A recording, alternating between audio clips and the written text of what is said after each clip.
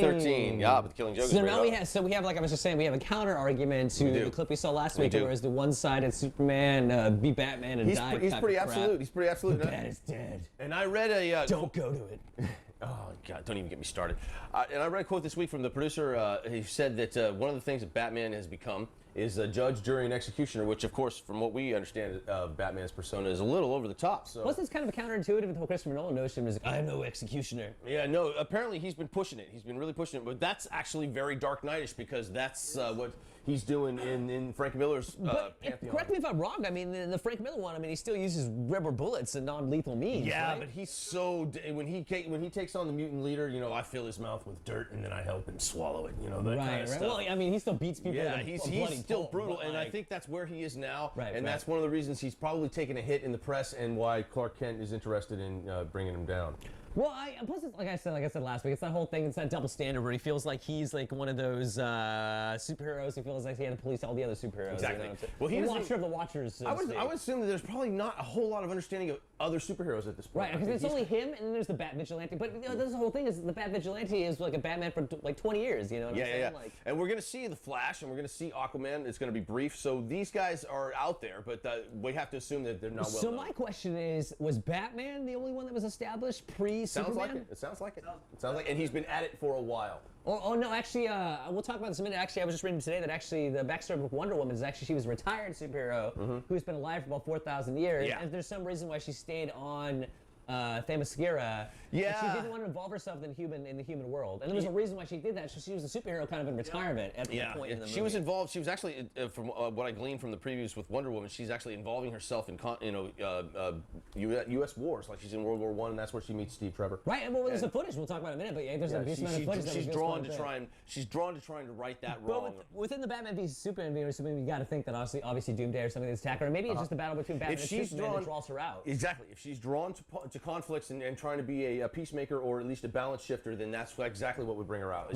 She needs to insert herself, and she's got the shield, so it's very symbolic. Exactly. She comes in with a shield, like I'm gonna stop this. I like that. I still like that. That's a great moment. That's my favorite shot. I can't wait for it. And I'm glad that she's like I see Wonder Woman finally. Yeah. Yeah. Right. Do you hope she deflects bullets? I was wondering about that. You know? She's like I like a Justice League. You know what I really like? I'm sorry. I don't get ding ding ding. I'm walking out. Okay, that's okay. Well, it was funny because in that Justice League episode, or was that one of the Justice League episode where they go back in the Old West and she's juking the yeah. She's dodging like the Old West. But it was the Old West, so they could get away with it. And she was like, "Oh, these are the sluggish, slowest bullets I've ever seen." That's be like the one cliche that probably follows Wonder Woman around. And we have Double D's. His position is if they use that, he's gone. Well. Yeah, I gotta respect that. No, I don't get. But that's it for you. That's it for you. You're walking out. I have to get it. She has to do it at least once. But you're right. Ting, ting, ting. If she doesn't spin around and turn into Wonder Woman, she's not. I heard she was flying. Well, then you better not even see the movie. I heard she was flying invisible jet. She better be. Oh, she better be sitting in the air. You heard she's flying an invisible jet? No, a visible jet. Visible jet. This could have been a joke. It's one of the things I saw.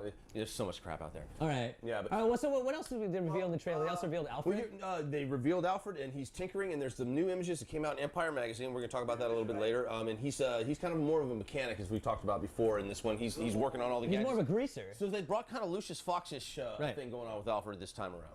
Well, he's kind of always known as being kind of a greaser, you know. In the comic books, he's always fixing stuff up. He's fixing the Batmobile. I remember seeing him fix the Batmobile. Of course, he didn't design it though. He does that in a lot of the comic books too. Yeah. Okay. Right, he's an old school. I always thought of him as the surgeon, especially. Well, he's that too. You know what I'm saying? Like Alfred wears like 8 different hats. Builds a gyroscope on the Batmobile. He's like a surrogate father, he's a secret agent. He's a real he's jack a of all trades, mechanic. that guy. He's like a battlefield. He's SAS. He's Special Air Service. He's like a battlefield mechanic. Yes. A battlefield medic Yes. and mechanic. Yeah, great movie. You guys want to see a great movie about the SAS, Alfred's organization? It's called The Final Option. It's an 80s action flick, and it covers the SAS, the Special Air Who's in Service. it? Who's in it? Nobody you know. This is a total British film. It's completely made in the UK. And it's all about their CIA, their Green Berets, as it were. Ah. That's who they are. Yeah. But you're right, he's angry. He's very angry, and it is a counter-argument. And, and so we can kind of understand, maybe, to a point, where Superman is coming from, but that doesn't give him the right to Well, he sounds pretty determined. Plus, you kind of hear the voice thing in there, too, the voice modulator he's using. But I heard that in Arrow, they use a voice trick. When he talks, they kind of deepen his voice as far as an audio trick, and they might be doing that with Ben Affleck as well, because we haven't quite heard the voice yet, but like it kind of comes across because Batman always kind of talks as Batman to Alfred. Yes, he is getting a lot of buzz, man. A lot of people are starting to warm to him. We of course remember the Cataclysm when he was cast, and it's changing. I've kind of been, always.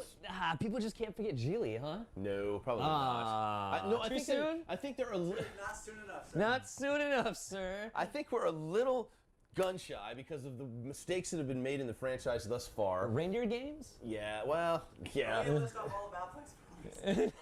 Well, no, I mean, I'm not going to waste any more time. I have faith in him. I'm warming up to him more and more. I mean, I wasn't one of the naysayers. I was kind of indifferent, but now he's kind of pushed me over. I don't know about faith. I think we have had a lot of hope. We're starting to have faith now because some of the stuff that's coming across, like this scene, is very, we're actually starting to see. We know this guy, and I think the thing I like the most about what I'm seeing and how I know him is that this is not one they've done before. Right. This is his unhinged guy. This is the Batman that's really. He's kind of had it up to here, and he's gonna begin crossing the line. We know he walks it. They've never really talked about how tightly he walks it until now. He's gonna talk it. He's gonna talk it. He's gonna talk it. You're right. It's kind of interesting. And he's gonna take it out on this guy. It's kind of interesting too because it seems like his motivation's different in a different place than say the Christopher Nolan Batman, where the motivation was kind of, for the most part, he was starting out. It was kind of his journey. And had his beginning, his kind of beginning, middle, and end essentially in the trilogy. And this is kind of like, I love this movie because it kind of, Zack Snyder's doing it because you're right, it's 20 years later. It picks up. Batman's already been Batman. We don't need the backstory. My complaint is they gonna. So he never exploded in that stupid helicopter. Exactly. Yeah. Exactly. Yeah. So I didn't like that scene. I didn't like that scene. We'll save that for another podcast. We'll talk about that later. We'll save that for another podcast. Anyway, he's still at it. Right, He's definitely been at it for a while, here's the thing that it just occurs to me: if he's gonna explode, if he's getting to the point where he's just had it up to here, how badly do you think he's just gonna be able to unload on Superman? Someone who really is the whole thing too. He is gonna just and unload at one point, on him. Didn't he have like a lance? At one point, he had a lance.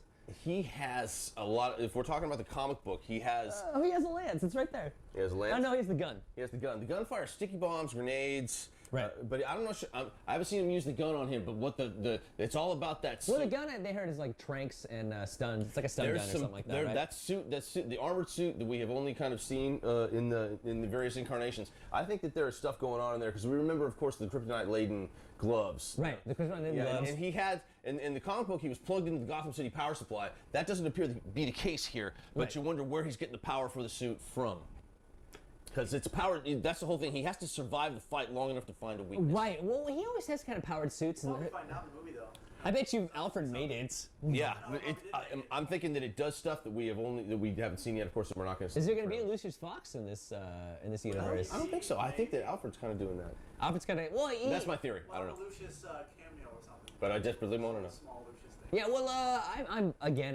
There's been there's been so many trailers. Like there's how many so many TV trailers. spots? Yeah. Like, Too many TV spots. But they're recycling the same images. They're not putting. They're very piecemeal in terms of what they're bringing out. In fact, the newest stuff that we've seen is in the Empire magazine layout. Right. Yeah. Well, anyway. They got Jeffrey D. Morgan who plays Thomas Wayne. That's yes. Cool. Thomas Wayne in the flashbacks. He should be pretty cool. I Jeffrey D. Morgan was like. Yeah, people gripe because there was another origin. Telling. I'm like, you got to have it because it's going to be somewhere in his head. It's always there. It's his motivation. So yeah, you can get one. Well, we can complain with the restart as long as it's like a 20-minute scene, like a whole lead up at to go to the movies. I want to see it. So there. Yeah, Jeffrey D. Morgan. It's important to me. He's the quintessential abandoned child. Anybody who ever had like a pathology that's behind their love of Batman, and I'm sure there's a lot of people out there. That's one of them, and that's the moment. That's the moment that happens to him. And I think that's one of the reasons why a lot of us fans identify with him in a lot of ways, not just as a character, as a superhero. I agree. And so yeah, we need that moment, and I love that moment. So yeah.